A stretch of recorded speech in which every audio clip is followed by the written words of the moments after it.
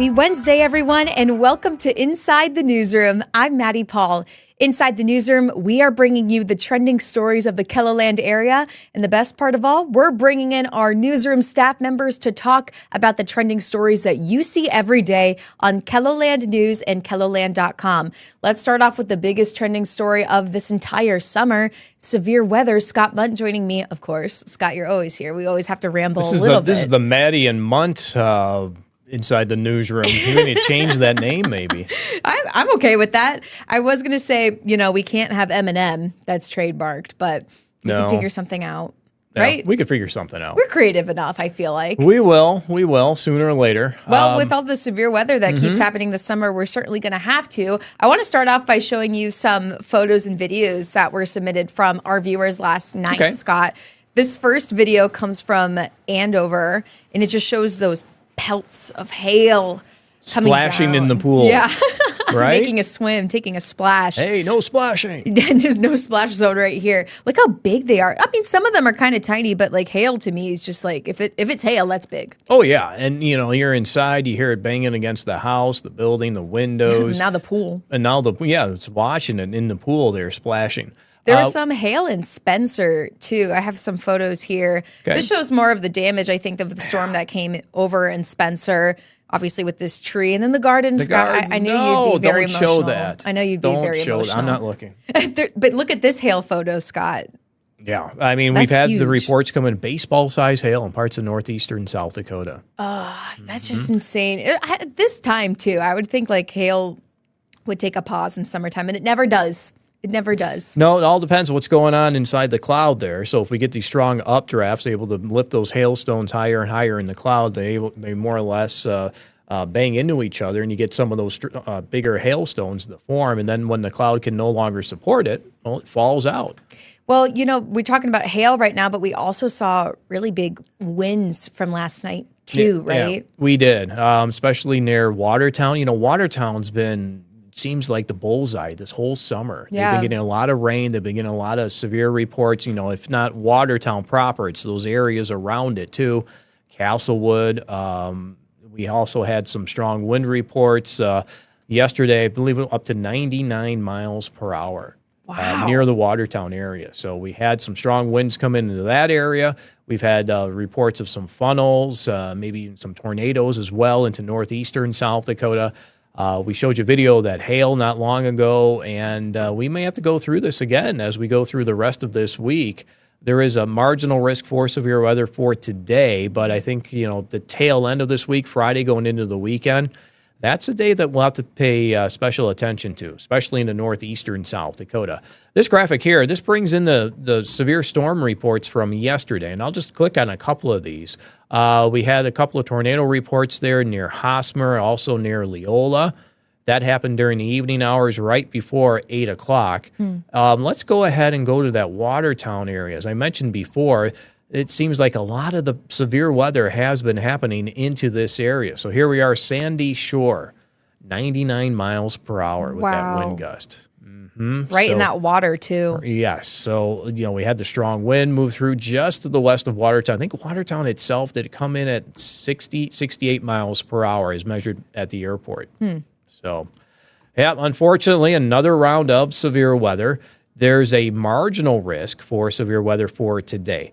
We may see a couple of thunderstorms develop right along the border of South Dakota and Nebraska. That will probably happen late this evening around 9, 10 o'clock. If those do develop, they're expected to move straight to the east. We could also see maybe a couple of thunderstorms, maybe rumble across the hills of western South Dakota.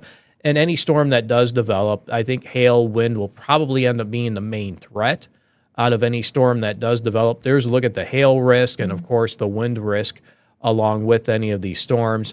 And one more view here, this is the tornado risk. We don't have as much spin in the atmosphere for the time being, so we're not overly worried about seeing a tornado risk out of any of these storms that do develop. This is tomorrow, and I labeled that slight risk there in north-central South Dakota for thunderstorms that will eventually develop into western North Dakota. They're expected to make their way to the south and southeast, but I think they'll stay out of South Dakota until sometime after 8 o'clock. And this is for tomorrow. This is for tomorrow, right. So it could be a late deal with bringing in some of those thunderstorms for tomorrow. And then we have Friday to get to. Yeah, that you keep talking about risk, Friday. Yes, that enhanced risk highlighted in orange, that's level 3 out of 5. So we are looking at a higher risk for severe weather in northeastern South Dakota. Same thing. If it happens, I think it will happen late in the day, because on Friday we'll have our temperatures, when you go higher in the atmosphere, our numbers will continue to warm over these next couple of days. And sometimes it gets too warm to storm. We call that a cap in the atmosphere. It's keeping the thunderstorms from developing. And we may end up breaking that cap as we do get into the later part of the day. Probably after 5 or after 6 o'clock, we can see some thunderstorms develop in northeastern South Dakota. I think into North Dakota, yeah, it's pretty sure bet that we'll probably see those thunderstorms develop. They'll be on the very edge of that cap, so it's easier to get those thunderstorms to develop. So that's a look at our enhanced risk for Friday. So we have a couple of days yet to go through, but looks like Friday may end up being the big day with these strong to severe thunderstorms. Oh, you want to talk about the heat and humidity, right? Of course I do, because it's going to be nice. Okay, well, not nice, I guess I should say. I should calm down a little bit. Let me find that graphic. Here we go with our dew point temperatures, numbers in the 70s. Okay, anytime we get in the 70s, that's the humidity or the moisture that you feel as you walk outdoors. Sticky. Yeah, very sticky. And then once we get into the middle, upper 70s, it becomes more uncomfortable. And I think last time I showed this, earlier this, during the morning hours, 79 coming in Huron. Right. Frizziness. Is that what we talked about yesterday? Yeah, the frizz emoji. Got to talk to our graphics team. I need that emoji now. And then we go into our heat index, what it feels like. These numbers return to the triple digits. That's a look at tomorrow. Wow. Heat index, what it feels like in the lower 100s in central, southeastern South Dakota. And then as we get into Friday, we see a lot of those numbers show up across southeastern South Dakota and northwestern Iowa. Especially when we're already looking at lots of severe weather potentially coming for Friday, too. You just add a little heat and humidity in the mix. And, Scott, you have a perfect storm. Yeah, something's coming together to bring us some stormy weather. And as we get into the weekend, I think things will calm down, probably knock down that humidity, and temperatures will be in the middle 80s, which is about average. I like that. Okay, I like good. Middle 80s. I think we can all party with that, right? You were just singing some songs early before we started recording. We can party at any temperature if you want. Any temperature? No, 80s is a good one to party to, I feel like. If it was 60 right now, that's not worth partying for. You have to wear a jacket, not a blanket. No. Hold on. I brought the blanket. Yeah, that's why I say if it's in the 60s, you still carry around that blanket. Should we have another graphic? It's like Maddie with a blanket or not? Just have there's got to be some kind of a scale. And then we could just use your change my mind every day, change the blankets or coats or something. Oh, no, that'd be good. On that scale, depending on the temperature. We can have like a Maddie wardrobe. I can have my parka, and then I can have the blanket, and then we can have like a little fall plaid sweater or something like that. A lot going on. That's the weather. Yeah. Let's get through these next couple of days first. I'm closing my computer. Yeah, let me get through this show now, too. Scott, thank you for joining me here at the Digital Desk. And stay with us, viewers, because up next, we're still talking about severe weather. We're doing another type of recap. But with this severe weather angle, we're looking at how it's been affecting construction projects in Sioux Falls, especially for back-to-school season. Want to know what I'm talking about? Well, it's Cliff Avenue. We're going to have more details after the break.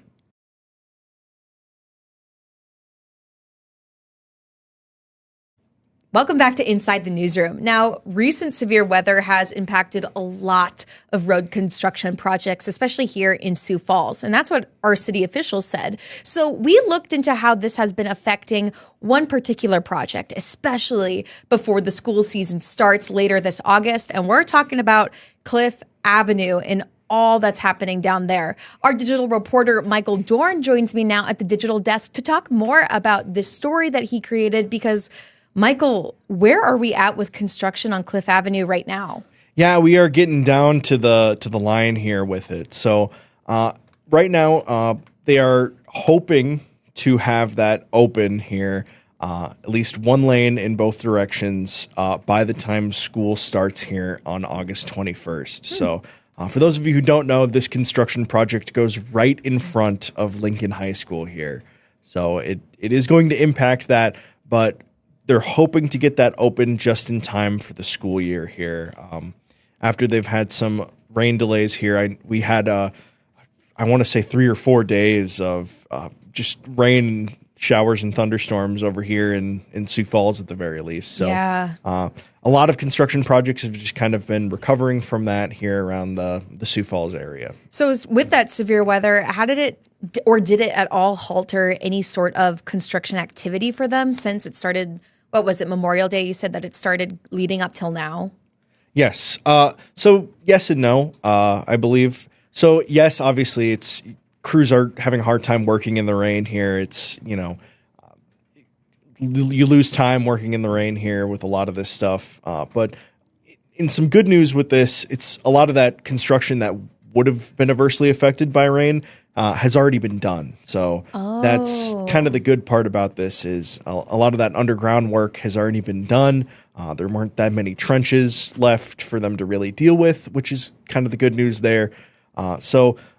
Yes, obviously, anytime you have massive amounts of rain like we did, it obviously affects these construction projects. But fortunately, it looks like a good chunk of those projects that it would have majorly affected were already done. Okay, so that's why they're expressing their optimism, because that weather that could have halted a little bit of that activity is already done. Yes. Okay, so that makes it much easier then. Well, so they overcome that part of it. Is there anything that you heard from the school or anything that we know from Lincoln High School that relates to this construction, especially as we're nearing the start of school pretty soon? Yeah, so as of now, this construction obviously does affect them in more ways than one here. They're also having parking lot work done by this is a part of this construction, which unfortunately will limit some of their spots as the school year starts. But when it is finished, they will have more spots than what they started with. I believe as of right now, it's around 50, and when it's finished, it'll be something around 55 spots open. So when that's all said and done, there's going to be more parking spots here for that. But yeah, so the school has been obviously affected by this. They're going to be affected here. If it's right in front of you, if the construction project runs right in front of the school, it's going to have an impact here. But those crews said they were optimistic and hoping the stars align here that we can get those 2 lanes open here just in time for school. Yeah, no kidding. It's good to hear some optimism, especially because the school season is right around the corner. But with this construction, Michael, is there any other details that you think our viewers should know about either what's happening in front of Lincoln, on Cliff Avenue, or even with that interstate interchange? Yeah, I would just add this project is quite a bit of ways from fully being completed. This is expected to run into next year as well. So this project won't be fully done for a bit. There are bits and pieces that will be finished up here as they go and as they prepare for those winter months here, kind of winding down the construction season.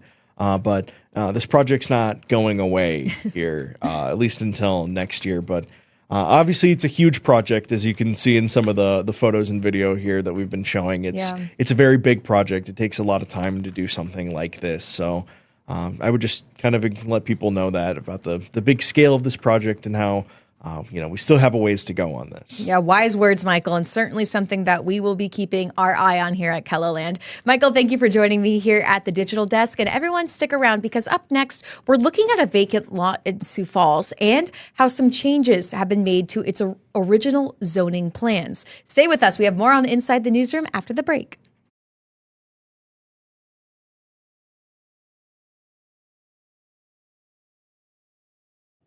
And welcome back to Inside the Newsroom. Now, the vacant lot on 18th and Minnesota Avenue in Sioux Falls is seeing some changes in its original zoning plans. So Sydney Hoyer gives us an exact look at those changes coming. When demolition began last December, Trey Ministries had big plans for a now empty lot along Minnesota Avenue. The original proposal included a parking garage and 5-story building. Today, the Sioux Falls Zoning Commission learned those plans have changed. It's something that they can make work, and their investors and the people that are donating money or more can get behind this concept. A little more than spending quite a bit more to try and do the mixed-use concepts. The parking garage originally passed by the zoning commission became too costly. In order to downsize the number of parking spaces, the building also needed to change. They kind of downsized it to a 2-story office and then a retail portion in the northwest corner. It's important to note, though, that everything that's in the historic district that's along Dakota Avenue, that's all exactly the same as it was approved a year ago, so that won't change. Along Dakota Avenue will be 3-story apartments, like the original plan. In this drawing from last year, you can see where the parking garage was going to be located, between the 5-story building and apartments. Construction on the new, smaller project won't begin until next year. We're going to Planning Commission this week and then City Council approval, and then it's really whatever their timeline is to get the construction building plans all made and ready to go and then submit to us, and then we're usually about 2 months to get a building permit. And Sydney Hoyer joins us now at the digital desk to talk more about this story. Sydney, one thing that sticks out to me with your story is the stand-up that you do. I just think, it's so cool to see you as just one person talking in this big empty lot, because it really shows, for me at least, the scale of this area, not just by like me driving by it casually, like really being right there. That scale is huge. So why did you choose that spot as your stand-up spot? I think, like you said, it gives viewers that really good visual of how much space are we looking at, and also just that reminder of, oh yeah, this is the location that we're talking about, because even if you drive by it, you might not take too much note of it. So I think it gives people that, right, okay, now I remember what we're talking about, where we're talking about, and how much space we're talking about. Absolutely. And when it comes to stories like this where we're talking about city projects, especially zoning, there's a lot of information that goes into it, a lot of paperwork that I'm sure you read. So how did you find yourself writing this story so that it would be easier to understand, either for yourself or for viewers? I think the first most important thing I did was I had to go back, kind of look, give myself and other people a refresher on what we've already covered about this story before, because it's been about a year in the making since the last zoning meeting that they cleared this plan to now. And so just reminding viewers of what exactly we were talking about and what we were supposed to be seeing in that space. And then if viewers could take away one thing from this story, what do you hope that they take away? I guess it's good to know that this space is still probably going to stay empty for about another year, even though it's been empty for about 6 months now since they bulldozed it. But between this and getting the building permit and then actually starting construction, it could be about summer of next year before anybody sees anything going up. Wow. And then is there anything else that you think our viewers should know about you creating this story, or any other information that they should know? It was interesting to go to the zoning commission meeting, which is technically open to the public. So if anybody wanted to go and just hear about the zoning happening in the city, they could. But I had never been to one of these meetings, and so it was interesting to see what they do there and what they discuss. Wow. And then what story are you working on for tonight? I'm working on, there is a new Avera building, and it's kind of north of Sioux Falls, and they've got a lot of their pharmacy stuff, and just they've combined a lot of different buildings all into one building. And so I'm focusing on kind of why that's important and what that building does. Wow. Well, Sydney, thank you for sharing all these details right here at the digital desk. And viewers, I want you to stick around, because I'm going to be showing you on our website how you can submit photos and videos to KELOLAND News so that we can use them on our website and for our newscasts. Stay with us.